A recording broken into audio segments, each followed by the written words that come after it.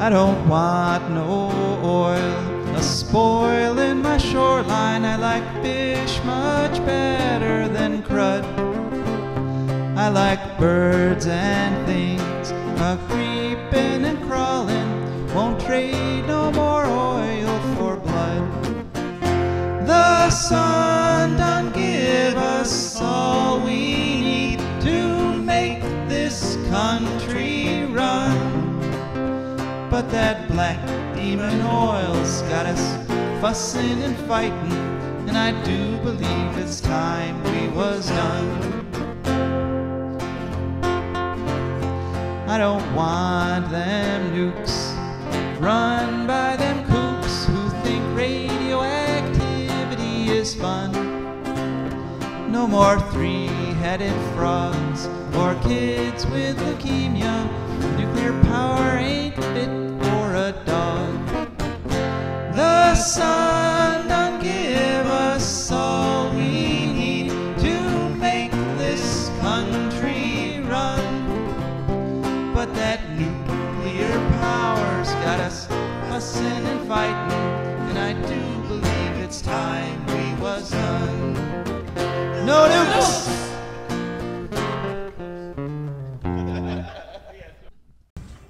Good morning, Toledo, and good afternoon, Columbus. And Bowling Green, a good afternoon to you as well. And a big hello to those of you listening on the internet. Wherever or whenever you may be. My name is Shehbaz Khan, and you have had the incredible good fortune to tune into For a Green Future. This show, For a Green Future, is a show where we talk about ecology and the environment. And we talk about them in the ways that they affect you, your health and wealth and happiness, and the health and wealth and happiness of your friends and your families and your neighbors and your co-workers and the trees and the eagles and the sea slugs and pretty much everybody and everything, because like it or not, we are all dancing together on the surface of this tiny spinning oblate spheroid called Earth. We have a great show lined up for you today, as usual, but slightly different. We don't have any guests lined up today for an interview.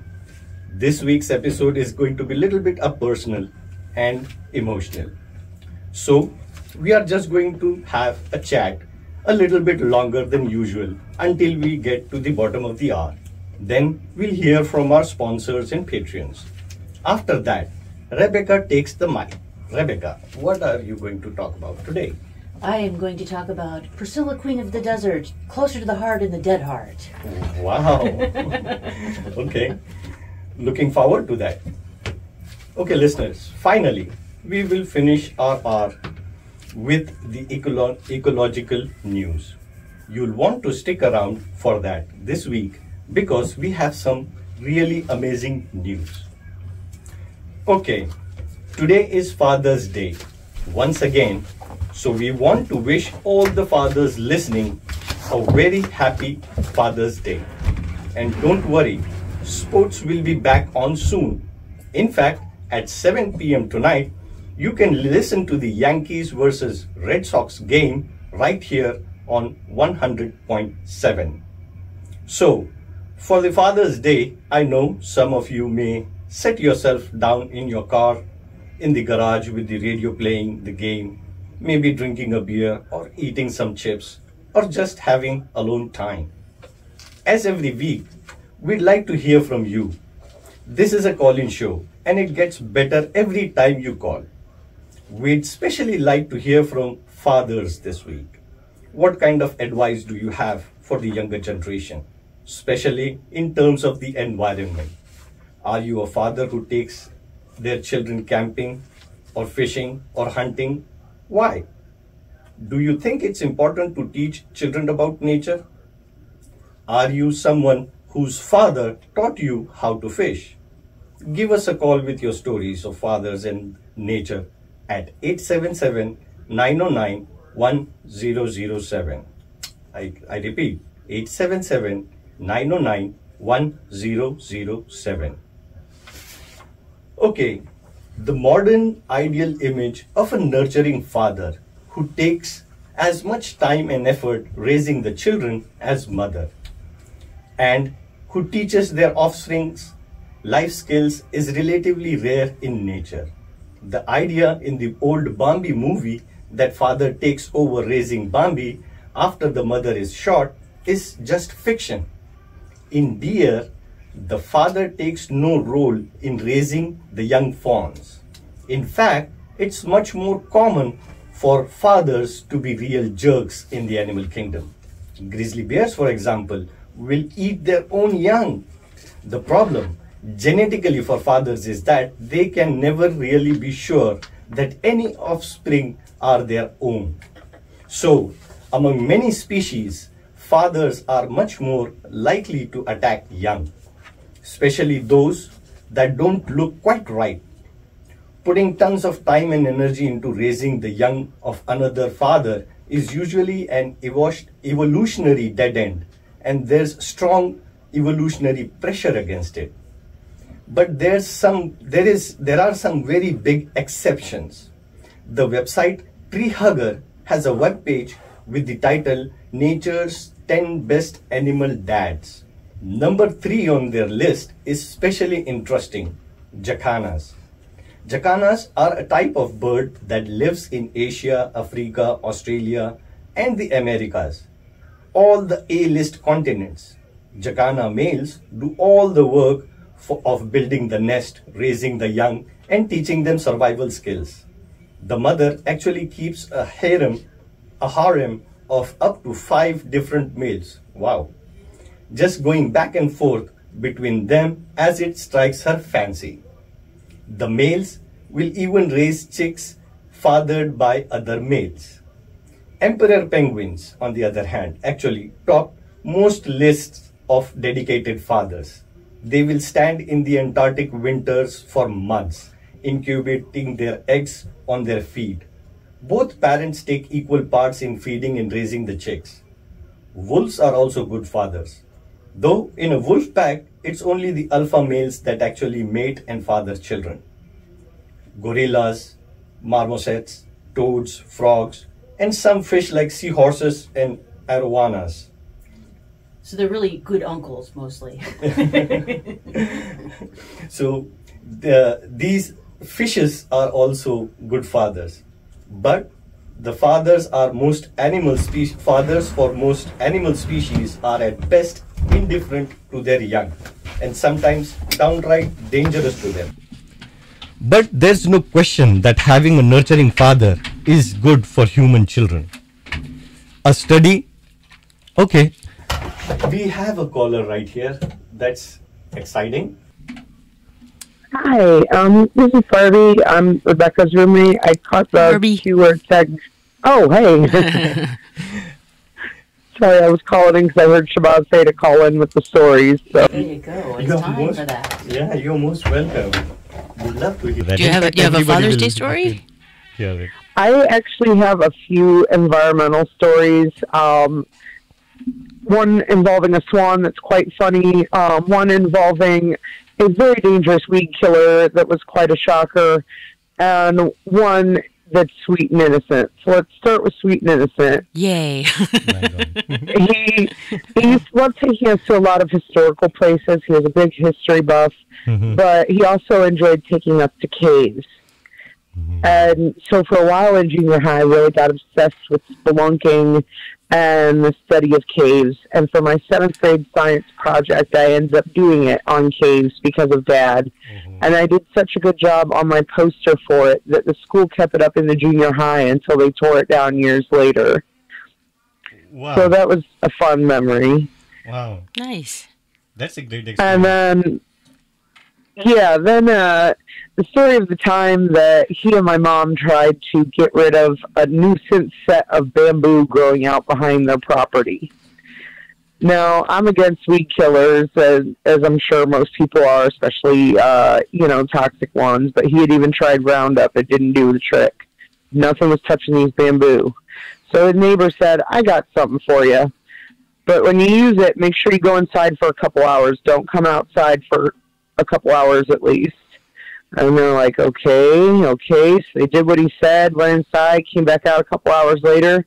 Not a darn thing was living. Everything was dead. Nothing was green.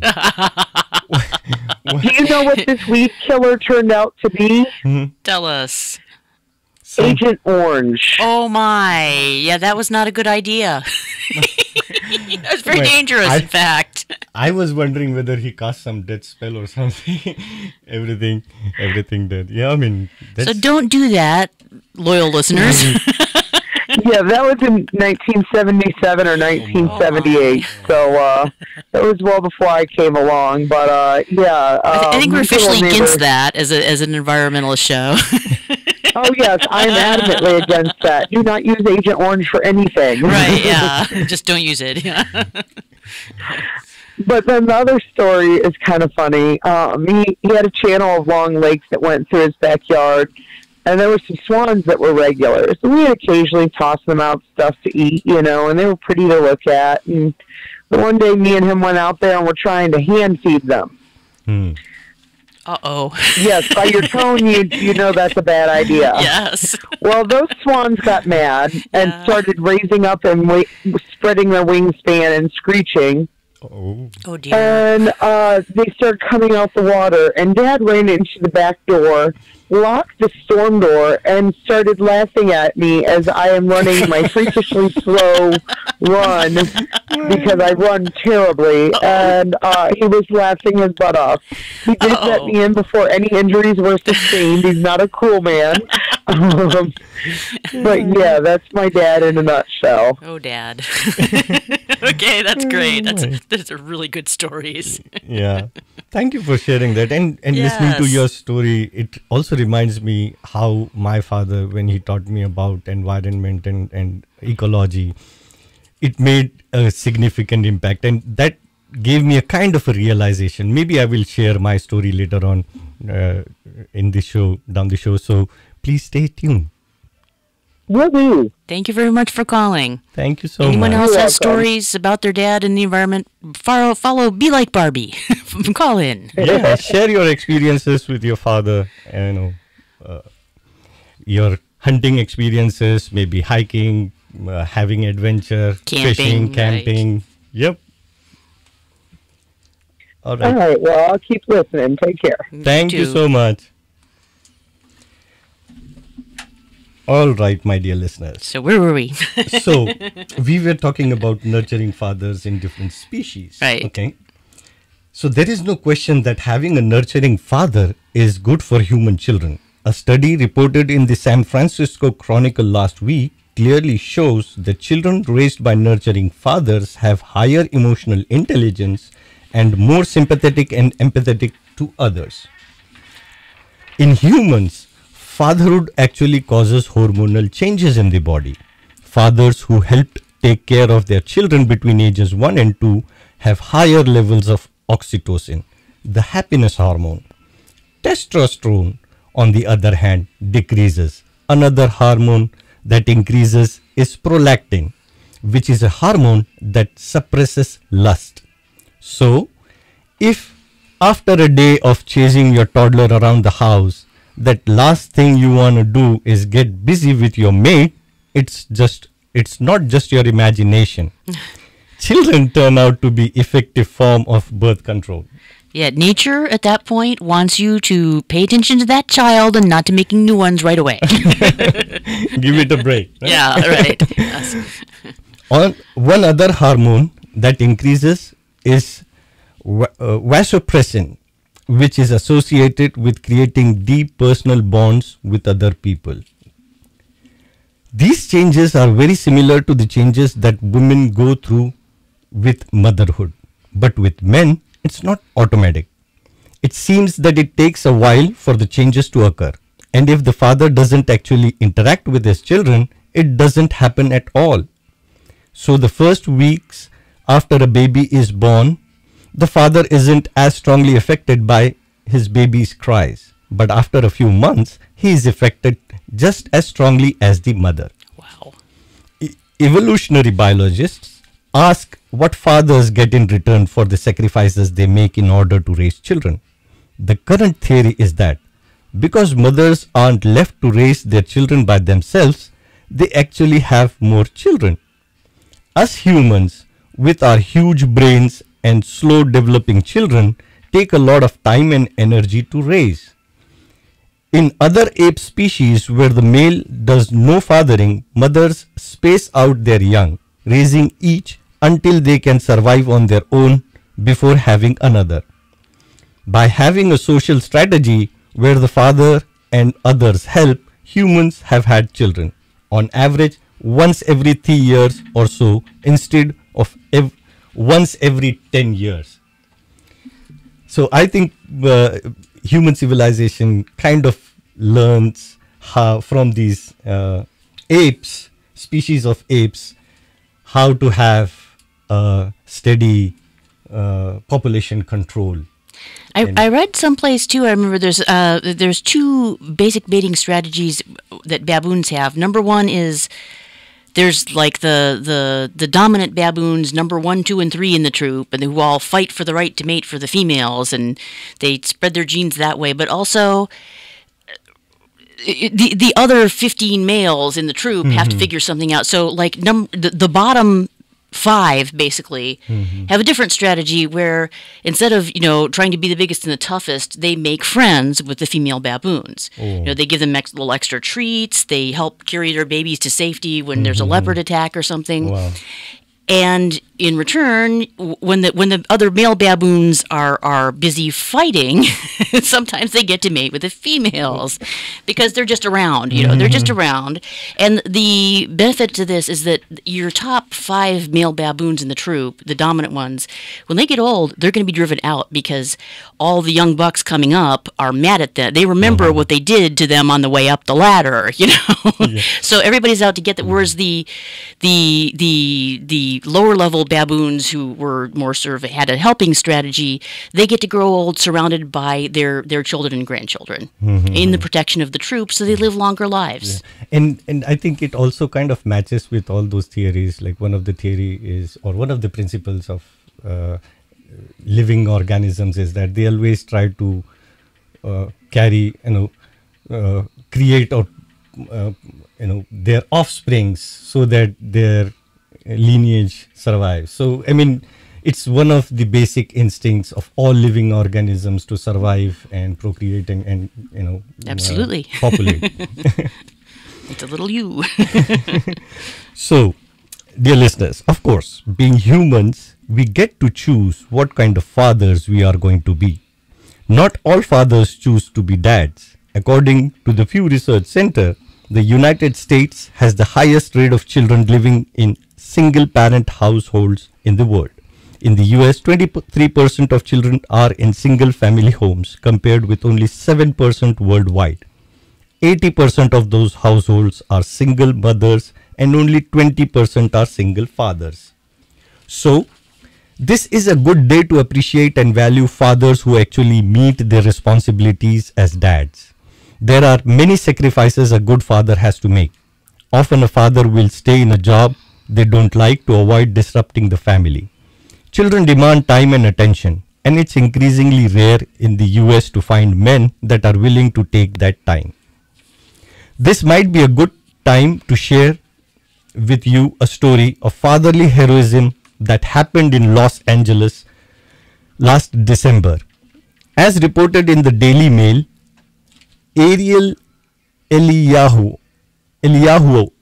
please excuse me if I'm pronouncing it wrong, Ariel Eliyahu, was bringing his 2-year-old daughter home from daycare. He took his eyes off her for a brief moment while retrieving her toys. Okay, we have one more caller. So let's connect. Hello. Hello. Hello. Hey, Hi. welcome to the show For a Green Future. Hi. So I have a story that's it involves my father, my brother, and I, and it's environmental to the extreme, I guess you would say. My father took my younger brother and I to Ontario, Canada, at one point to fish and spend I think it was a long weekend, but I know we came home on a Sunday because the Sunday we came home was Palm Sunday, and that Sunday was when there was a well-known weather event in this area, in the Tula area, which was Palm Sunday tornadoes, which devastated a lot of things. And it was, we came back to town, arriving sometime in the middle of the day, that we noticed as we got closer to Toledo that trees, it was a mess. Everything was down. And it turned out that it's relevant, topical, because we had that, I think, just a few days ago, a tornado touched down in Point Place. And Point Place, I took the brunt of it then, too. And also because of the pressure caused by the tornado, I believe is what caused it, and rains, there was a lot of flooding. So my father had a business, plumbing business, and we spent days placing big pumps in the basements of businesses, like factories, to try and keep the water level down to a point where it wouldn't, rise up and destroy things, right? That was all you're doing, was pumping the water out, and it would run back in at some point. But the point is that I guess my father was took my brother and I, especially I grew up with him, right? So that was I guess the best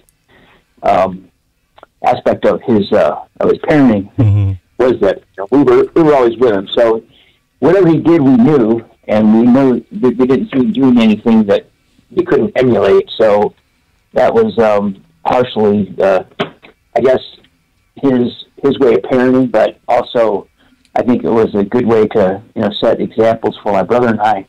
Also, he had real strong, I say, respect for the environment, and didn't gave us the example of not destroying things that didn't have to be destroyed just for the sake of it. If you had to eat a hunt and kill something, eat it, but don't kill things just for the sake of killing them or for the sake of a trophy or something like that. And so there were a lot of things that, morality lessons or whatever, but they're more, for him, it was just common sense. It wasn't really, there wasn't morality, it wasn't environmental, but it was just the way he carried out himself, So that's my my father's story. Excellent. Wow, wonderful. Environmentalism is common sense a lot of the time.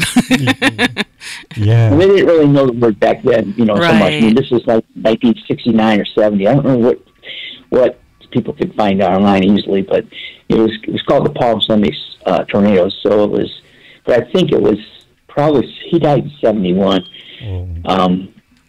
But I don't think so. Anyway, but it was a long time ago. Wow. But it clearly shows that fathers. I mean, at that time, during those periods, I think they were considered as encyclopedias for the younger ones. As far as I remember, any question we had, we used to run to fathers or grandfathers to get some really good answers. Answers that made some sense to us. And so, we've had some recent tornadoes now too, maybe related to stuff that's going on in the environment, just saying. Yeah. So have you visited Canada and all those locations again? Not in a long time. So my older brother and so I'm one of 8 kids, but 4 boys and 4 girls. So my brothers and I went there when I was a young man, but I'm 69 now. So I haven't been up there for quite a number of years. It was pretty amazing that they actually took a bunch of kids there, because we would have to drive a 2-track with carryable boats, mostly they're like flat bottom boats on top, and then we would traverse a lake, and then we would portage into another lake. Wow. And then we would go across that lake on these boats, and all with a whole bunch of kids, and then we stayed in what they call a trapper's cabin, but it didn't have any screens or they had openings like for windows or whatever, and we just slept on like the bed frame things with sleeping bags, and fished and ate the fish and stayed there as long as we stayed there. And my older brother and my father would have beer, and they just put it in the lake to chill it, and that's just what we did. So they brought some potatoes and things, and we ate what we caught. And Listening to your story, it reminds me of one of fairy tales I used to read about Sinbad the sailor. So going out on a ship. So it sounded very much like that along You must have really wanted to get to where, after all those portages and stuff, it must have been a super cool place. Well, I mean, the fishing was crazy good, but it was just for a kid, it was a great experience. I mean, it's just like kids don't mind that stuff. I mean, I didn't mind it. My brother didn't mind it. We just ate it up, I mean, I think it's probably more of a position for the adults. Right. But, the only thing that I remember being negative about it was that they have these things called black flies, which bite you. Oh, my, yes. I call them that because most flies. And fortunately, though, when you get out on the water, these things don't follow you out over the water. So the only place you could escape them was out on the water. So we were pretty bit up and stuff, and first thing they'd do before we came home was they'd stop at a motel and they'd make us all take baths before they took us home. So that was that. Wow. Yeah. All right. Take care. Thank you very much. Thanks for calling. Thank you so much for calling in. And we loved your story. Yes, it's great. Okay, dear listeners, we heard a story, and I was also sharing you a story. And this story was about a fatherly heroism that happened in Los Angeles last December. As reported in the Daily Mail, Ariel Eliyahu was bringing his 2-year-old daughter home from daycare. He took his eyes off her for a brief moment while retrieving her toys from the family van. In that moment, a coyote dashed across the street, grabbed the little girl, and began dragging her away. Ariel saw that the girl had fallen and rushed over to her. Security camera footage shows him chasing the coyote away. The coyote runs off a little ways and then tries to return. The father then throws a water bottle at the coyote, and then it runs off down the street. The father brings the girl into the house, handing her to her mother, then runs back down the street chasing the coyote with a board. The little girl wasn't seriously hurt. The video of the brave father chasing off the coyote has gone viral. Coyote attacks on humans are extremely rare. There have only been 2 confirmed fatal attacks on humans by coyotes. One was a 3-year-old toddler killed in 1981. I would like to hear about an attack on a human coyote. That sounds very interesting. Maybe a little skinwalkers. I don't know. Something bad. Oh, yeah. My bad. I slipped. It's okay. It just sounded more interesting that way, really. Yeah, maybe we will evolve as species. Attacks on humans by coyotes, of course. So one of the incidents was 3-year-old toddler being killed in 1981. The other was a singer-songwriter, Taylor Mitchell, killed by a pair of coyotes in 2009. There have been a couple of hundred non-lethal attacks spread out all over the United States and Canada, but a couple of hundred attacks over many decades in populations with many hundreds of millions is statistically very unlikely. Interestingly, it's most often coyotes in urban or rural settings that attack humans. But it's many thousands of times more likely that you will be attacked by a human than by a coyote or other wild animal. Now guess that. Yeah, you got to be careful. We're the big bad killer apes. Yeah. We're scary. Of course. Usually when people are attacked by wild animal, it's because they get too close. Fathers, don't let your children try to take a selfie with a bear or a bison. In Yellowstone, summer is sometimes called tourist tossing season because people who get too close to bison and try to take selfies can end up being thrown dozens of feet away. Yeah, I like morbid YouTube videos, and there's an entire genre of YouTube videos, like hundreds of them online about tourists in Yellowstone getting too close to buffalo and having consequences. Some of them are getting closer than I would be comfortable getting to a stranger's chihuahua that I didn't know, much less an actual wild animal. And yeah, it's I don't know. There's a little Schadenfreude there, but yeah. Just don't do that. Don't pet the woolly cows. Wow. So the bisons, both male and female, are very brave. Most of the time, if the herd is being threatened by wolves, father bison, along with others, will turn and face the threat, more often than not, driving the wolves away. If you have a father in your life, maybe take him out for a hike or go on a fishing trip, or maybe just a picnic at one of the local parks. Just use common sense. If you see any wild animals on the trip, there's something about being out in the nature with your father that makes it extra special. The earth could use a little fatherly care right now. Too often, we see corporations and countries making decisions that are going to hurt children and future generations. The plans of Japan and Holtec to dump radioactive water into our oceans, rivers, and lakes are a perfect example. Global warming needs to be fought by all of us, fathers, mothers, and children of all ages. Because it is the coyote coming after your 2-year-old. Yeah. Effectively, Yeah. It's just as scary and dangerous, worse in fact. Yeah. So to honor Father's Day, I would like to share with you story of my own father. But before I do that, I would like to hear Rebecca's story. Okie dokie. Yeah, well, I may have told this story already, but Joe's definitely forgotten about it, so maybe you have too.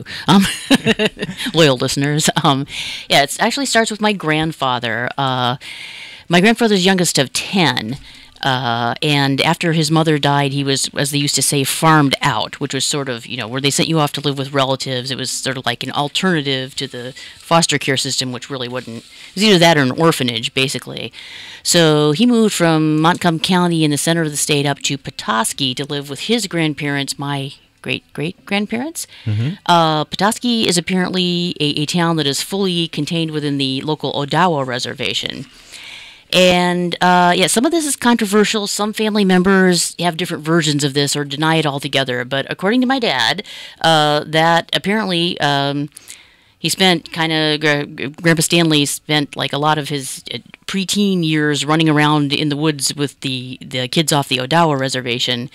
And that was where he learned to be a hunting guide, which is basically what he did for a living. So one quick question. Yes. So Petoskey is the northern Michigan. Yeah, it's a tourist destination. I've been there. Yeah. Yeah. It's, oh my God, it's such a lovely place. Yeah.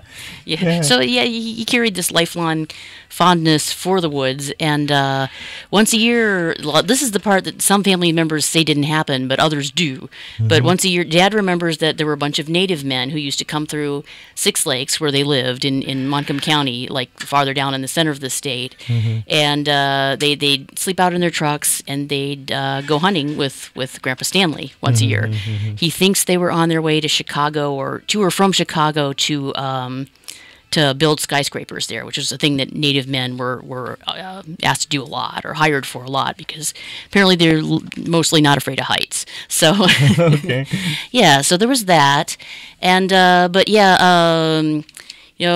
Grandpa Stanley had some parenting philosophies which Children's Services would be concerned about these days. Okay. But to my dad, especially, he was the youngest and sort of the pet, So he would go out in the woods with Grandpa Stanley, and he really, he thought of him that way as like the quiet man who liked the woods, not as the war hero or the scary dad, but that was and especially he was really impressed by the fact that Grandpa Stanley knew the name of every plant and animal in the Michigan woods, all of them. You just bring him anything and he would tell you, and he'd get especially excited about if you found some fungus or some mushroom that wasn't very common around there. So after Grandpa Stanley died when Dad was, I think, 5 or 6 years old, and sometimes after he died, Dad would pretend he was going to the swimming hole or something, and he would sneak away and find some mushrooms and put them on Grandpa Stanley's grave, just privately, because he wanted to keep that sort of special connection just between the two of them going. So yeah, that's my story about Dad and nature. Wow. Yeah. And that's interesting, and it also expresses the relationship we have Right. with nature and how it affects us, consciously or subconsciously. Yeah. Either way. And it's always great to have some fatherly support. Yep. So, just like a father's support is critical for the success of many families, we couldn't succeed without the support of our advertisers and patrons. Let's hear from our advertisers now. For a Green Future is also brought to you by the Wood County Park District. The Wood County Park District is a natural resources conservation agency.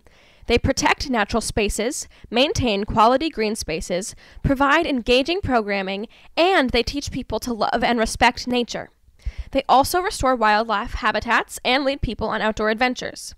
Wood County Parks protects natural spaces in Wood County for all to enjoy from 8 a.m. to 30 minutes past sunset every day of the year.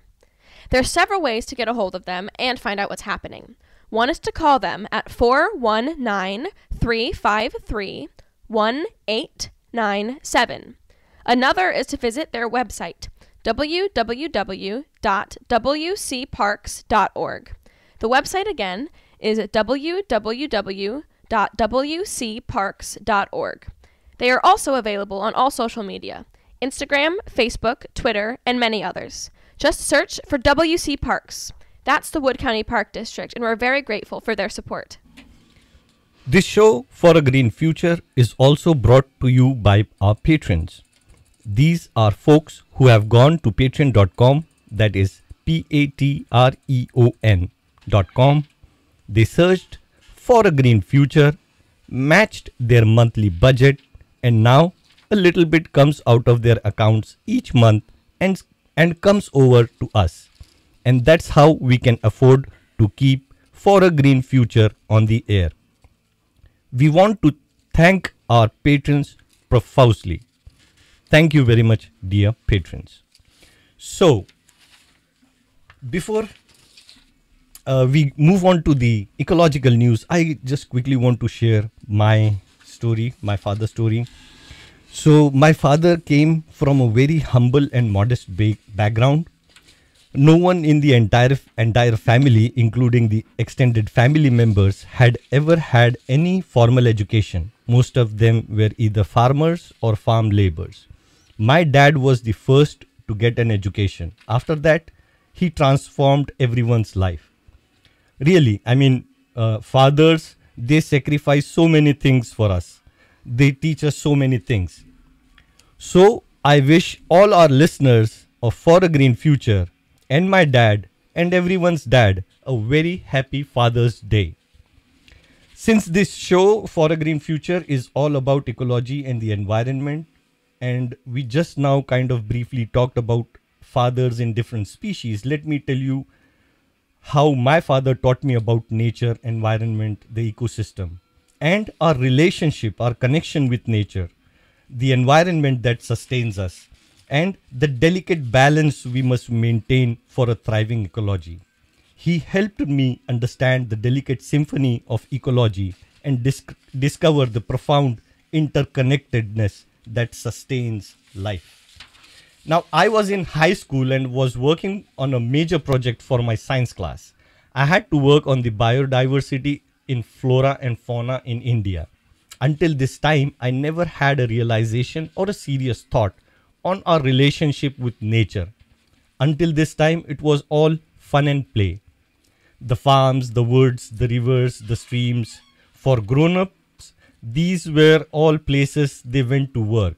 But for us kids, these were places to play, to explore, to do some adventure, and sometimes run some errands for the grown-ups.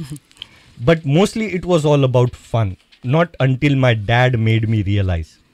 So in order to teach me and help me with the project, he took me to the university library, Department of History and Geography, Department of Agriculture, botany and zoology. I mean, he took me places. He also drove me to our village to better understand what I was reading in the books.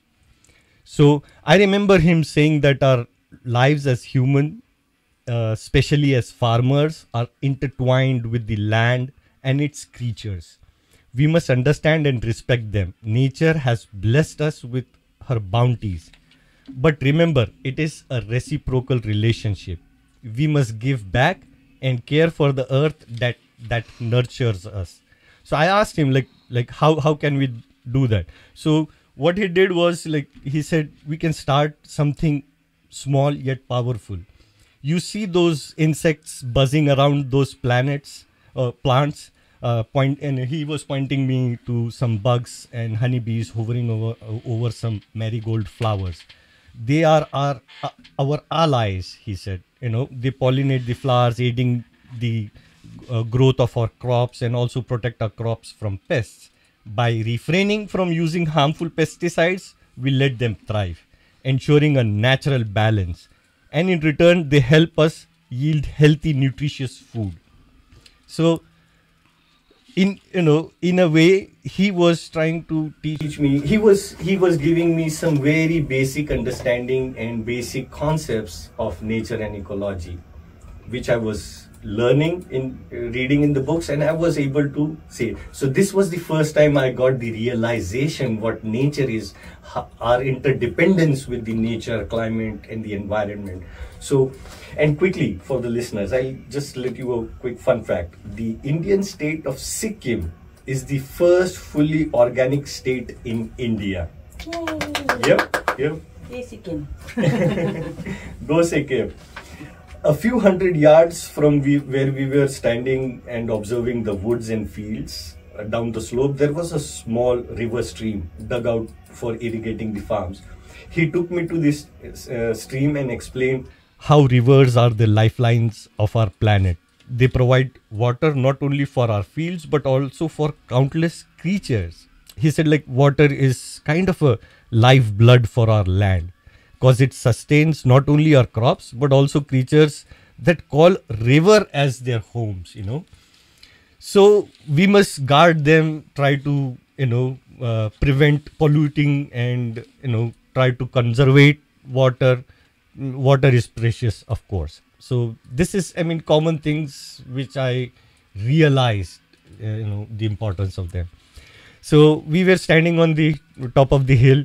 And quickly for the listeners, when we are talking about river and Ganges, so the sacred Ganges river, which flows through the heart of India, is not only a symbol of spiritual significance, but also provides water to millions of people and supports a diverse ecosystem itself.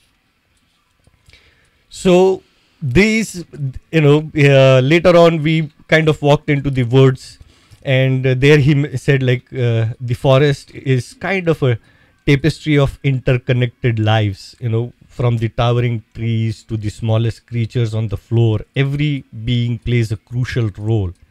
When we nurture and preserve these forests, we ensure a thriving ecosystem that maintains the delicate balance of life. So while doing that, he also kind of explained me how farm animals are in India are integral part of the rural landscape and the agricultural ecosystem as whole.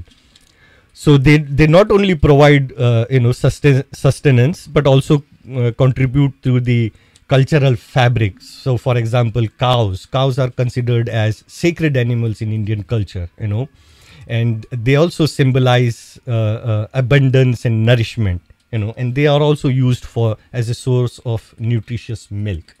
So and in many farms, farmers still use ox, bulls, and buffaloes for plowing the fields. Yeah, they still use those. You got a cow, you ain't gonna be going hungry for a while.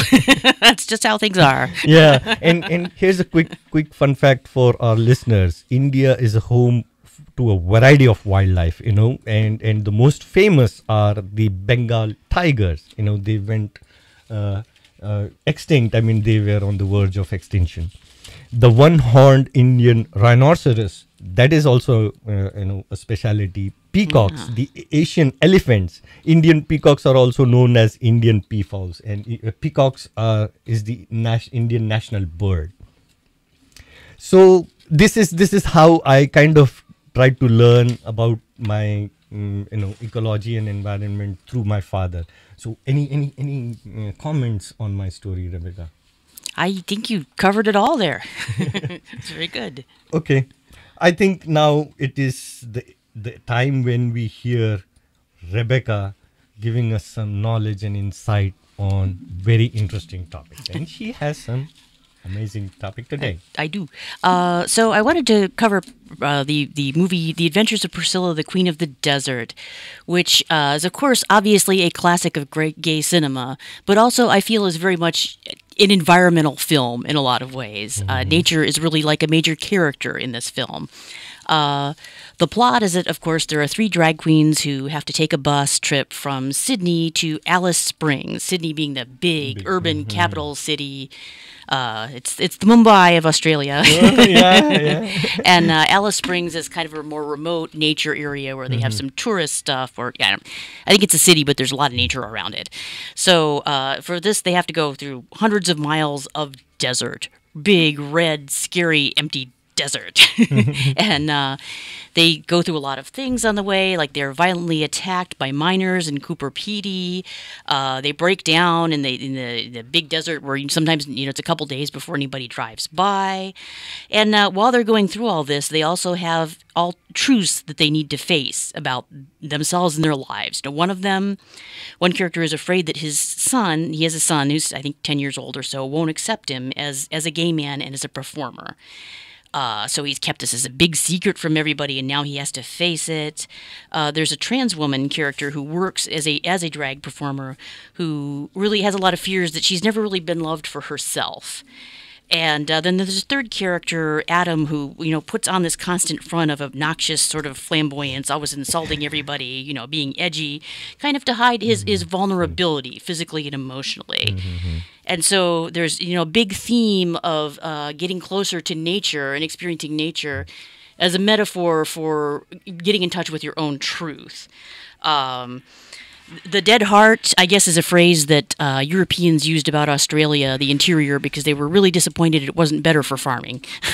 Because, no water. Not a lot of water anyway. But, of course, it's very much alive. A lot of things, in fact, and people live in the desert. That's the location of Uluru, Ayers Rock, which is the spiritual heart of Australia, and which is sacred to the natives. Sorry. And... So, yeah, it's very much a part of them getting to feel welcome in the world where they live and comfortable in their own skin and like they have a right to be here like everyone else. And this is expressed not only with some beautiful shots of, a performer on the roof in like a silver dress with a long train against the red of the desert and like this bright green ensemble so it's very visual.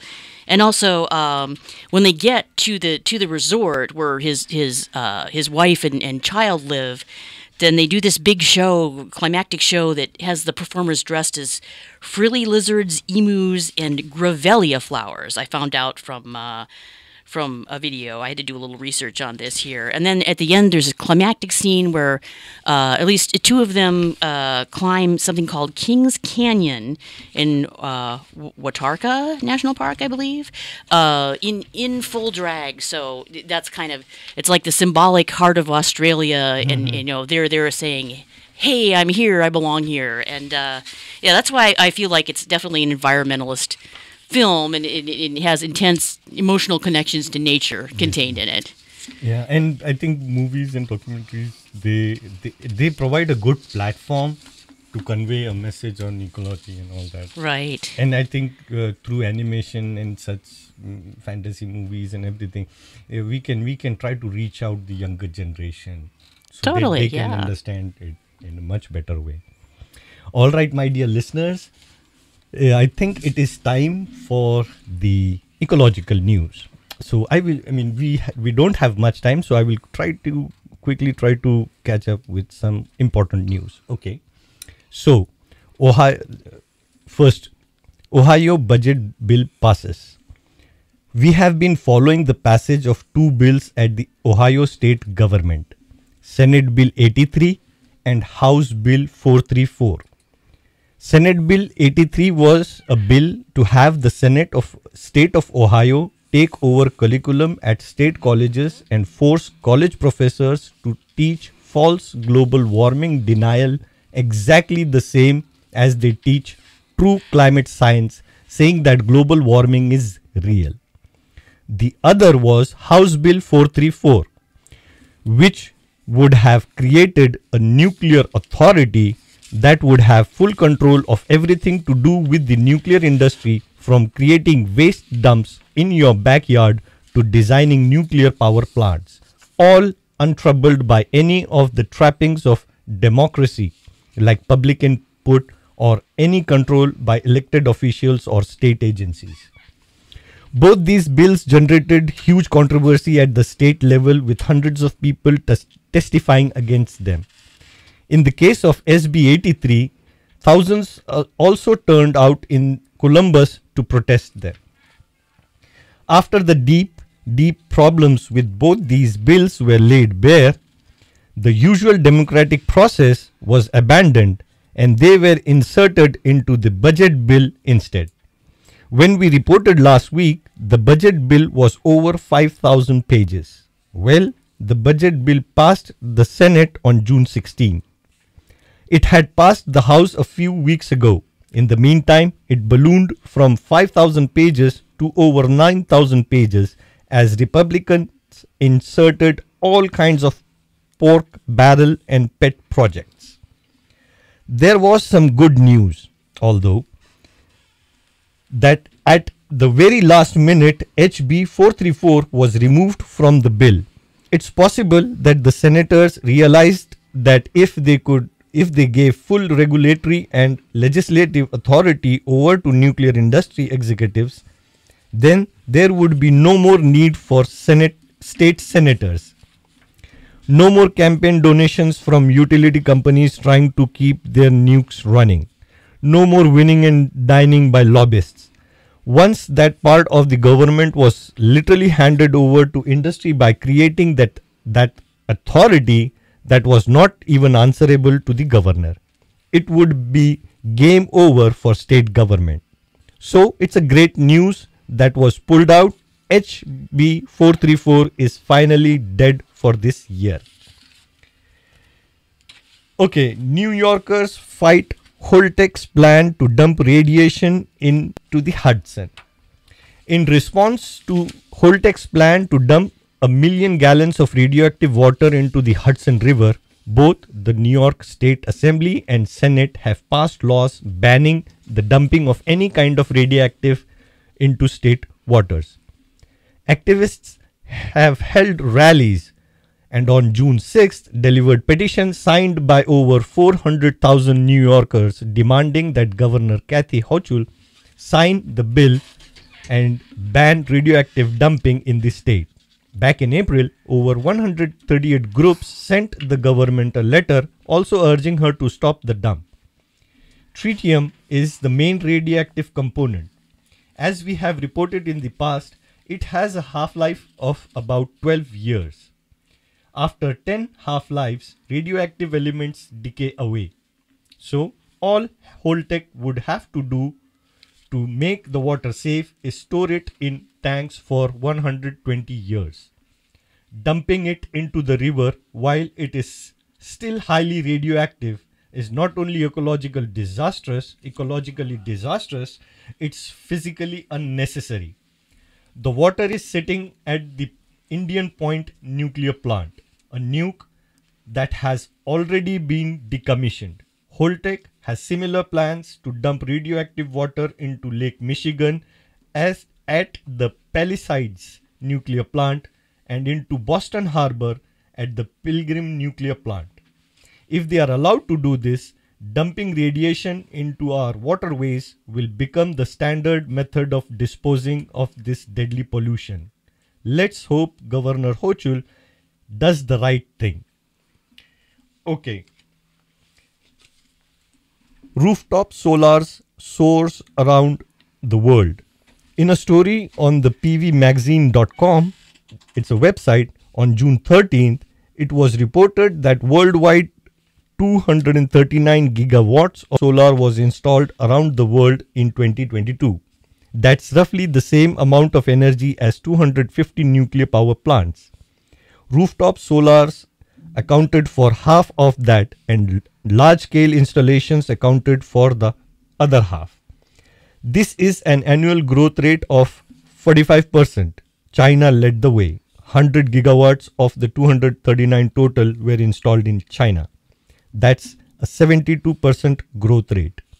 In the US, however, solar installations actually dropped 7%. So that is a bad news. As in Bowling Green, Ohio, additional fees and penalties are being added to the solar panels. So I believe these were the stories, and this brings us to the end of our show. I think we already ran out of time. We did. Yeah. There's just too much news, and we were so busy trying to fill the time that we filled too much time. Oh well. Yeah. We had a good talk. Thank you to everyone who called in. Yeah, thank you so much, all the listeners, and especially to all our callers. Please keep us calling and keep us providing your feedback and all your love. Have a great weekend. Bye bye.